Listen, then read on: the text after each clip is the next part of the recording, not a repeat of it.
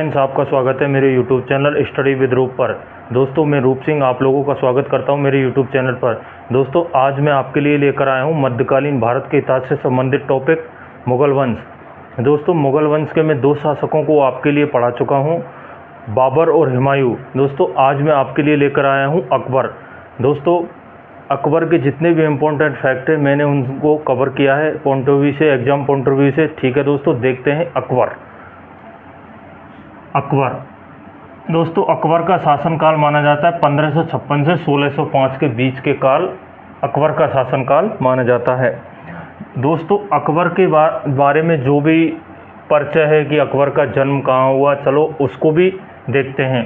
जैसे परिचय, अकबर का जन्म दोस्तों 15 अक्टूबर 1542 में अमरकोट में हुआ था। कहाँ पर दोस्तों? अमरकोट में हुआ था। इनके पिता हुमायूं थे। कौन थे दोस्तों? हुमायूं। और इनकी माता का नाम था हमीदा बानो बेगम। क्या था दोस्तों? हमीदा बानो बेगम। अकबर का राज्य अभिषेक 4 फरवरी 1556 में कलानौर पंजाब में हुआ था। कहाँ पर हुआ था दोस्तों? कलानौर पंजाब में हुआ था 1556 में।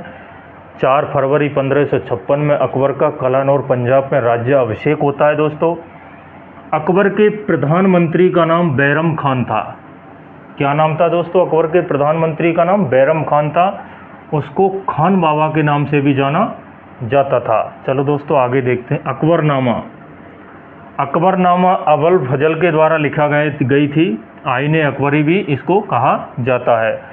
अक्सर पूछ लिया जाता है कि अकबरनामा किसके द्वारा लिखा गया था? अबुल फजल के द्वारा। ठीक है दोस्तों, अब आता है बैरम खान का संरक्षण। 1556 से 1560 के बीच का जो काल है वो बैरम खान का संरक्षण, जिसमें अकबर बैरम खान के संरक्षण में रहते हैं। अकबर मात्र 14 वर्ष की आयु में बादशाह बना, अतः वह आरंभिक जीवन में बैरम खान के संरक्षण में रहा। ठीक है दोस्तों, 1556 से 1560 में अकबर था, 14 वर्ष की आयु में बादशाह बना, छोटा था, नन्हा सा बालक था, तो ये बैरम खान के संरक्षण में रहता है 1556 से 1560 के मध्य में। फिर 5 नवंबर 1556 को एक युद्ध होता है दोस्तों, पानीपत का युद्ध।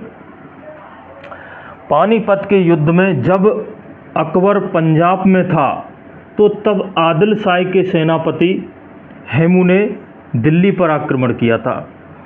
जब अकबर पंजाब में था तो आदिलपति का सेनापति था कौन? हेमू ने दिल्ली पर आक्रमण करता है। हेमू अकबर के सूबेदार तारतिके को हरा करके, जो अकबर का सूबेदार था तारतिके को हरा करके दिल्ली पर विजय प्राप्त कर लेता है, यानी दिल्ली पर अपना अधिकार कर लेता है। ये बात अकबर को जाकर के जब बताई जाती है तो अकबर पुनः 5 नवंबर 1556 में ही युद्ध करता है हेमू के साथ, और उसमें हेमू पराजित हो जाता है। दोस्तों, हेमू पराजित होने के बाद जो हेमू किस लिए पराजित होता है दोस्तों? हेमू की जो आँख थी उसमें क्या है? तीर लग जाता है। हेमू की आँख में तीर लगने के कारण हेमू पराजित हो जाता है और बैरम खान हेमू के सिर को काट देता है। ठीक है दोस्तों, यहाँ पर हेमू जो दिल्ली सल्तनत का शासक बना था, तो पुनः 5 नवंबर 1556 में फिर युद्ध होता है। युद्ध में हेमू पराजित हो जाता है। हेमू के सिर को बैरम खान के द्वारा काट दिया जाता है। हेमू की दोनों आंखों को फोड़ दिया जाता है। ठीक है दोस्तों, आगे चलते हैं। इस प्रकार दिल्ली पर अकबर का शासन स्थापित हो गया था। दिल्ली पर अकबर का शासन स्थापित हो जाता है। ठीक है दोस्तों, क्योंकि हेमू दिल्ली का शासक था, हेमू को पराजित कर दिया जाता है। फिर 1556 से 1560 तक शासन बैरम खान ने के संरक्षण में रहा। बैरम खान वजीर के पद पर कार्यरत था। किस पद पर कार्यरत था दोस्तों? अकबर के यहाँ वजीर के पद पर कार्यरत था। 1560 में बैरम खान की मृत्यु हो जाती है, और बैरम खान की मृत्यु के बाद बैरम खान की विधवा के साथ, सलीमा बेगम के साथ अकबर विवाह कर लेता है।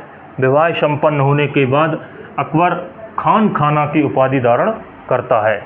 ठीक है दोस्तों, अकबर का अगला साम्राज्य विस्तार क्या है दोस्तों, वो भी देखते हैं। अकबर मालवा के शासक बहादुर शाह द्वितीय और आदम खान के मध्य में 1561 में सहारनपुर का युद्ध होता है। अकबर का जो आदम खान था, आदम खान कौन था? अकबर की दाई माँ का पुत्र था। आदम खान और बहादुर शाह द्वितीय, जो मालवा का शासक बहादुर शाह द्वितीय था, उसके मध्य युद्ध होता है दोस्तों, सहारनपुर का युद्ध। इसमें आदम खान था वो पराजित हो जाता है। ठीक है दोस्तों, अब आगे देखते हैं। फिर आता है दोस्तों चुनारगढ़ के किले का घेरा, जो 1561 में अकबर के सेनापति आसफ खान ने किया था, और आसफ खान ने ही चुनारगढ़ के किले को जीत लिया था। ठीक है दोस्तों, फिर आता है गोंडवाना का अभियान। गोंडवाना का अभियान जो उत्तर प्रदेश का अभियान था, वो वीर नारायण पवार की माता ने यहाँ का नेतृत्व किया था दोस्तों। और 1564 में किले पर मुगलों ने अपना अधिकार कर लिया था, और ये आसफ खान ने जीता था। आसफ खान कौन था? अकबर का सेनापति। ठीक है दोस्तों, गोंडवाना पर भी आसफ खान विजय प्राप्त कर लेता है। फिर अगला अभियान आता है दोस्तों राजस्थान में, और राजपूत शासकों के साथ आमेर और जयपुर, यह आमेर रियासत थी। ठीक है दोस्तों, आमेर रियासत में राजा भारमल ने अपनी स्वेच्छा से अधीनता स्वीकार कर ली थी, और अपनी पुत्री हरकाबाई या जोधाबाई का विवाह अकबर के साथ किया था। दोस्तों, आमेर का राजा हुआ था भारमल, उसने अकबर की अधीनता स्वीकार कर ली अपनी इच्छा से ही, और अपनी पुत्री हरकाबाई और जोधाबाई का विवाह अकबर के साथ किया था सामर झील के किनारे। ठीक है दोस्तों, अब अगला अभियान आता है मेवाड़। इस समय चित्तौड़ का शासक कौन था दोस्तों? उदय सिंह था। 1568-67 में कौन था? उदय सिंह। 1567 में अकबर ने चित्तौड़गढ़ पर आक्रमण किया, और युद्ध के दौरान उदय सिंह सुरक्षित स्थान पर चले गए थे। युद्ध को छोड़ करके उदय सिंह को सुरक्षित स्थान पर शिफ्ट कर दिया गया था, और उदय सिंह अपने किले का दायित्व अपने चाचा जयमल और पत्था को सौंप गया था। ठीक है दोस्तों, जयमल और पत्था, जयमल राठौर और पत्ता राठौर ने यहाँ पर सेनापति थे दोनों, और दोनों लड़ते लड़ते ही वीरगति को प्राप्त हो गए थे दोस्तों। यहाँ पर 1567 में प्रथम शाखा, 1567-68 में यहाँ मेवाड़ का प्रथम शाखा होता है दोस्तों। इसका परिणाम क्या रहा? फरवरी 1568 में अकबर ने चित्तौड़गढ़ पर विजय प्राप्त कर ली दोस्तों, और प्रथम शाखा होता है। और यहाँ पर दोनों ये थे चाचा भतीजे जयमल पत्था, वीरगति को प्राप्त हो गए थे दोस्तों। 1572 में यहाँ ये युद्ध होने के बाद 1572 में अगला शासक मेवाड़ का महाराणा प्रताप बनते हैं। महाराणा प्रताप शासक बना, और 1576 में हल्दी घाटी का युद्ध हुआ।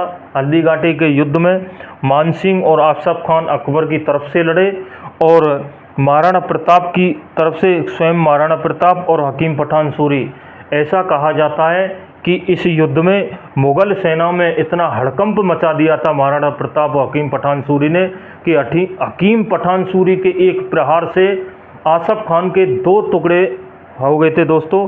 और यहाँ पर जो मुगल सेना थी बिल्कुल तितर बितर हो चुकी थी, और पूरी सेना में हड़कंप मच चुका था। इतना ज़बरदस्त घमासान महाराणा प्रताप और हकीम पठान सूरी ने युद्ध लड़ा था। ठीक है दोस्तों, मिलते हैं अकबर के नेक्स्ट पार्ट में ही। दोस्तों, अगर वीडियो अच्छी लगी हो तो वीडियो को लाइक करना, चैनल पर नए हो तो चैनल को सब्सक्राइब करना। दोस्तों मिलते हैं नेक्स्ट वीडियो में। जब तक के लिए नमस्कार।